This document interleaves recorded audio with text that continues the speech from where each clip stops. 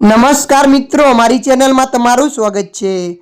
મિત્રો, ભારતથી રજાઓ ગાળવા ગયેલા એક પરિવારના 4 સભ્યોના દુઃખદ અવસાન થયા છે।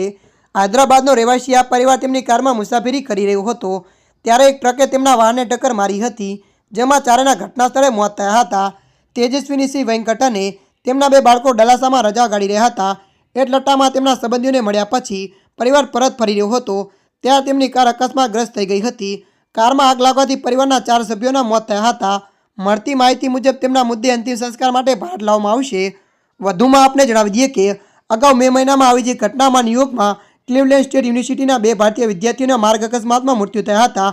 વિદ્યાર્થીઓ ઓળખ 20 વર્ષીય માનવ પટેલ અને 23 વર્ષીય સૌરવ પ્રભાકર તરીકે કરવામાં આવી છે। પ્રભાકર અને માનવ પટેલનું ઘટના સ્થળે મૃત્યુ થયું હતું। તેમનું વાહન પુલ સાથે અથડાયું હતું। ત્યારે મિત્રો, હાલ માટે આટલું। મળીશું નવી અપડેટ સાથે। જો તમને અમારો વિડીયો પસંદ આવે, લાઇક, શેર અને સબસ્ક્રાઇબ કરી નાખજો। ધન્યવાદ।